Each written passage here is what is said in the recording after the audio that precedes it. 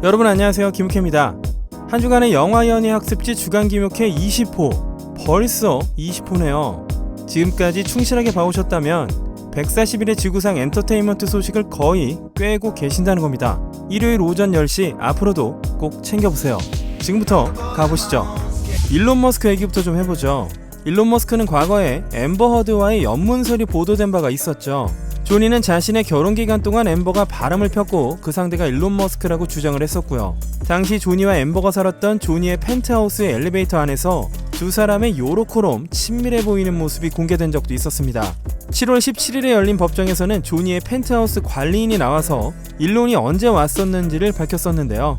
2015년 3월 이후 머스크 씨는 허드 씨를 만나기 위해 밤 11시나 자정 사이에 정기적으로 방문을 했습니다. 첫 번째 방문 때는 허드 씨에게 전화가 왔었고 머스크 씨의 출입을 허가해주고 펜트하우스까지 올려보내달라고 말씀을 하셨습니다. 라고 당시 상황을 설명했습니다.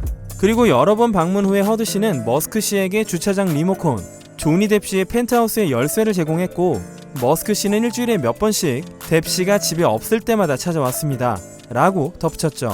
일론과 앰버는 1년 정도 사귄 건 인정하고 이혼 전에 사귄 것에 대해서는 부정을 하고 있었는데 이런 증언은 둘의 주장과는 완전히 다르긴 합니다. 이 재판에는 2015년 3월에 조니와 앰버가 싸우던 장소에 있던 간호사가 나와서 당시 상황을 밝히기도 했는데요.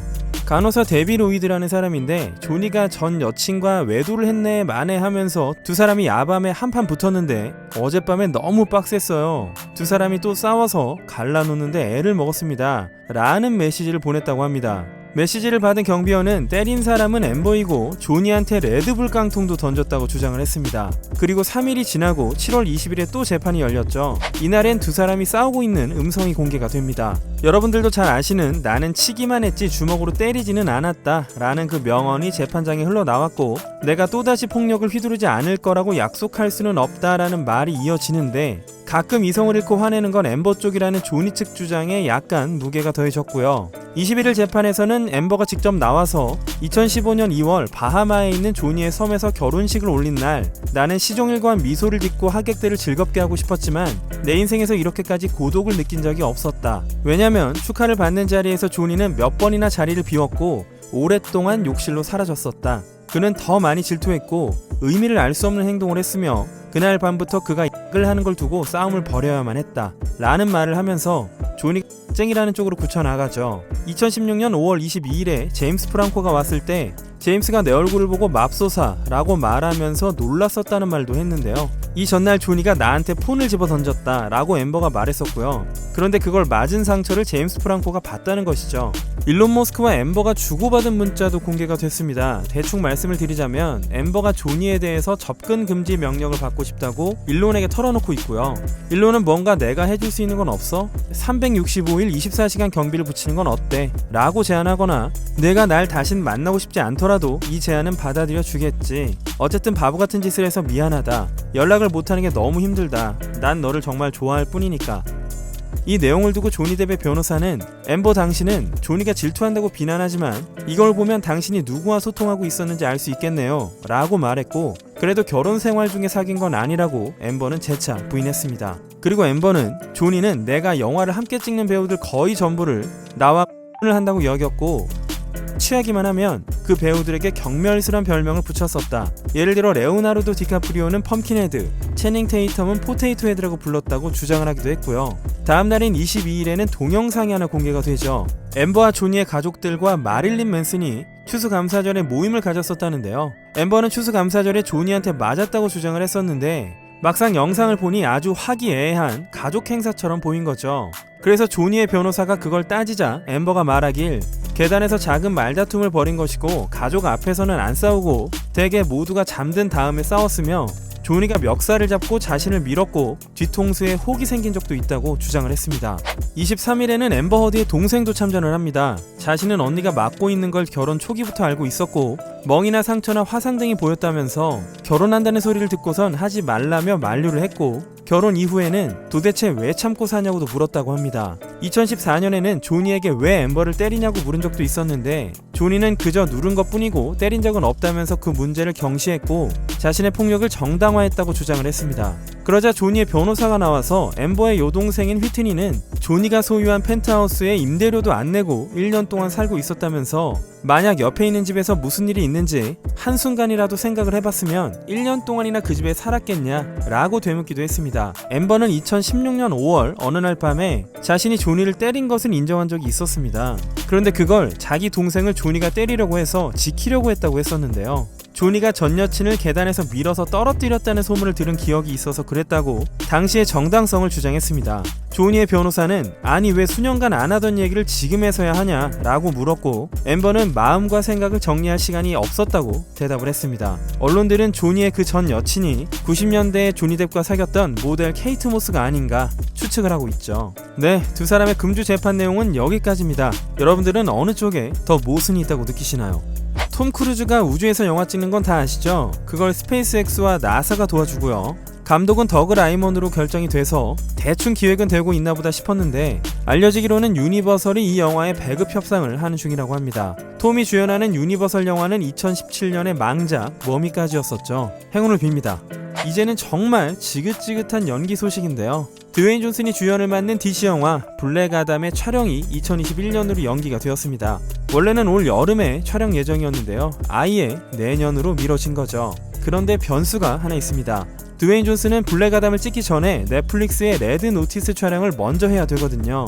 아마도 더 미뤄지지는 않을까 예상을 해봅니다. 돌고래 목소리로 노래하는 명가수 머라이어 캐리가 9월 29일에 자서전을 낸다고 발표를 했죠. 그런데 이 책을 래퍼 에미넴이 불편해한다는 소문이 있습니다. 머라이어와 에미넴이 2001년에 6개월 정도 사귄 적이 있었거든요. 당시 머라이어는 사귄 적이 없다고 부정을 했는데 에미넴은 자기 노래 슈퍼맨에서 머라이어의 이름을 거론했었고 머라이어도 자기 뮤비에서 갑자기 에미넴스럽게 입고 나와서 당시 팬들은 응 사귀네 라는 반응이었죠. 두 사람의 관계를 잘 알고 있는 한 관계자는 에미넴의 유일한 약점은 머라이어 캐리다. 둘의 관계는 굉장히 건강하지 않은 관계였다 라고 밝혔는데요. 건강하지 않은 관계가 뭔지는 좀 궁금해집니다. 그렇다면 에미넴은 뭘 그렇게 두려워할까요? 이 관계자가 말하길 에미넴의 침대 스킬이 후지다, 자기 애가 너무 강하다 라고 쓸까봐 에미넴이 스트레스를 받고 있다네요. 뭐 사람이 다 잘할 수는 없는 거니까요. 요즘 정신 상태가 가장 걱정되는 사람이 있다면 바로 카니에 웨스트죠. 7월 19일 선거 연설에서 자기의 신념을 강력하게 호소를 했었는데 한때 자신의 자녀를 지우려 했던 과거를 언급하며 눈물을 흘리기도 했었죠. 그런데 이 자리에서 이 얘기를 하는 걸 아내에게는 의논을 일절하지 않았었다고 합니다. 그래서 킴 카다시안이 굉장히 낙담을 하고 있다는데요. 이 와중에도 카니에는 트윗을 멈추지 않고 있습니다. 지금은 지워진 이 트윗 내용이 좀 충격적인데요. 이 얘기를 좀 해볼게요. MJ는 죽기 전에 토미에 대해 말했어. 킴은 예수님의 이름으로 내 딸의 생명을 구했지. 이건 주님의 선택이야. 나는 내 아이들을 위해서 살 거야. 크리스, 난 코디에 있어. 당신이 만약 다른 딸의 플레이보이 촬영을 계획하고 있지 않다면 그녀들은 의사 2명을 데리고 내게 정신병 진단을 내리려고 했어. 나는 킴이 믹밀과 만났을 때부터 이혼하려고 했지. 여기서 믹밀은 래퍼죠. 믹밀은 좋은 사람이고 예의도 발라. 킴은 너무했어. 나는 50억 달러 이상의 자산이 있어. 그렇지만 너희들이 MJ의 말을 듣지도 않았으면서 이제 와서 믿는다고? 여기까지입니다. 좀 정신이 아득해지긴 하는데요. 이 내용에 대해서 대충 짧게 말씀을 드리자면 여기서 MJ는 마이클 잭슨이죠. 톰이라는 인물은 소니뮤직의 회장이었던 토미 모톨라고요. MJ는 이런 유명한 스피치를 했던 적이 있었습니다. 여기서 MJ가 뭐라고 했냐면요. 음반사들이 아티스트들을 속여 먹는다고 비판을 하면서 이것만 봐도 MJ가 토미를 엄청 싫어했던 건 당연한 것 같고요. 당시 MJ는 자기 앨범의 판권이 자기한테 돌아올 줄 알았었는데 그게 안 된다는 걸 알고 소니와의 계약에서 빠지기로 하죠. 그런 와중에 마지막 앨범인 인빈시블이 발매가 되면서 MJ와 모톨라의 관계는 최악으로 치닫습니다. 결국 MJ는 마지막 앨범 투어까지 거부해버리고 계약을 파기하는데요. 이것 때문에 소니도 돈을 많이 잃습니다. 그리고 MJ가 세상을 떠났을 때 모톨라가 그의 죽음에 관여했을 거라는 음모론이 퍼졌었는데 의외로 많은 사람들이 이걸 믿었으나 증거는 없었죠. 어쨌거나 도대체 카니에가 하려는 말은 뭘까요? 비욘세가 각본, 감독, 제작, 총지휘를 맡은 비주얼 앨범 블랙 이즈 킹이 디즈니 플러스를 통해서 공개가 됩니다. 2020년 7월 31일부터 전 세계 동시 공개가 된다는데요. 블랙 이즈 킹은 지난해에 나왔던 앨범 라이온 킹 더 기프트에 참여한 아티스트들과 스페셜 게스트가 참가하는 스토리가 있는 장편 작품이라고 합니다. 라이온 킹의 1주년을 기념해서 현대의 젊은이들에게 교훈을 전하고 싶다는 포부를 비욘세가 밝혔는데요. 디즈니 코리아는 빨리 좀 디즈니 플러스 좀 들여와 주시면 좋겠습니다. 스타워즈의 핀, 존 보예가가 스타워즈의 피는 더 이상 하지 않겠다고 합니다. 며칠 전 존은 인스타에 이런 게시물을 올렸는데요. 한 팬이 검은 의상을 입고 그린 라이트 세이버를 들고 있는 걸 다음 스타워즈에서 보고 싶다 라고 하자 재밌지만 이제 끝났어요. 넘어갔으니까요 라고 스타워즈에서 자신의 역할이 끝났음을 드러냈습니다. 그러자 다른 팬은 디즈니한테 돈만 받으면 끝이네 라고 코멘트하자 존은 그게 아니라 한 역할을 오랫동안 연기하는데 흥미가 없을 뿐이다 라고 대답을 했습니다. 그런데 이미 존은 2019년 MTV와의 인터뷰에서 이 역할을 더 이상은 하진 않을 거다. 라이즈 오브 스카이워커는 모든 전쟁을 끝내는 작품이니까 라고 말한 바가 있었죠.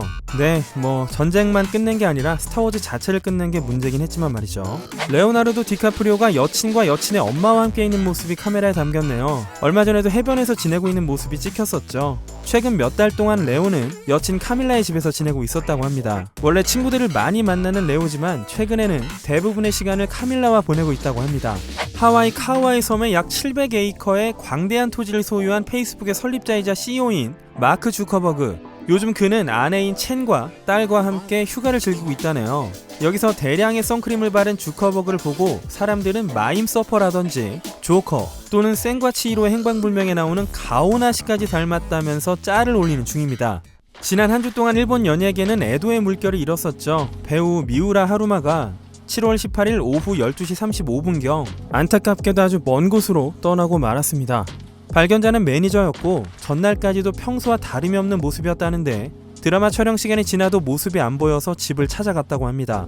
1997년 아역으로 데뷔를 시작해 커리어의 상승 곡선을 그려오던 젊고 유명한 배우였고 소극적이고 수줍지만 특유의 성품이나 인간성에 대한 평판은 연예계 최고였다는 그가 도대체 왜 그랬는지 주변에서도 이해할 수가 없다는 반응이라고 하는데요. 소속사인 어뮤즈의 동료 배우들은 슬픈 심경을 드러냈고 그렇게 아버지가 된다 등의 영화로 알고 계실 후쿠야마 마사하루는 예정된 모든 프로그램을 연기하면서 유튜브를 통해 그가 살아온 증거를 지금까지 이상으로 사랑해달라고 호소했습니다. 곧 개봉하는 컨피던스맨 JP의 주연 나가사와 마사미도 애교있고 상냥하고 정의감이 투철한 아이였다. 동생처럼 생각했기에 매우 유감이다. 컨피던스맨에서 존재감을 반짝이고 있어서 그 모습을 관객분들이 눈에 새겨주면 좋겠다 라고 말했고요.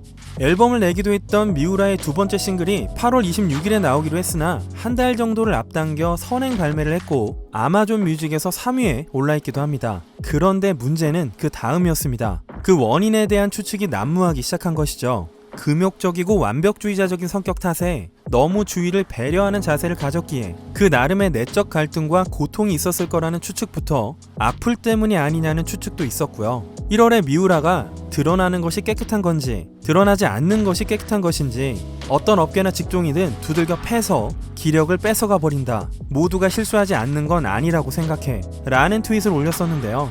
미우라는 히가시대 마사히로와도 친분이 두터웠고 당시엔 히가시대 이슈로 뜨거웠기 때문에 많은 사람들이 그걸 두고 한 발언이다 라고 여겼었죠. 물론 그 일을 두고 한 말이라는 증거는 없지만요. 한일 관계 등 아시아 모두가 사이좋게 지냈으면 좋겠다 라고 미우라가 말했던 걸 두고 CIA는 한일 관계를 나쁘게 하려 하고 아시아 공동체 방해 공작을 펴고 있어서 CIA가 그랬다 이런 말까지 나오고 있습니다. 결국에는 어떤 증거도 신빙성도 없는 얘기입니다. 현재까지는 아무것도 알 수 없으며 단지 그가 출연했던 작품들을 저 역시도 좋아했기에 안타까운 마음일 뿐입니다. 네, 이번 주는 여기까지 하겠습니다. 주간 김옥회 20회까지 하면서 많은 분들을 만날 수 있어서 정말 좋았습니다. 꾸준히 해나갈 수 있도록 앞으로도 잘 부탁드리겠습니다. 지금까지 주간 김옥회 K였습니다.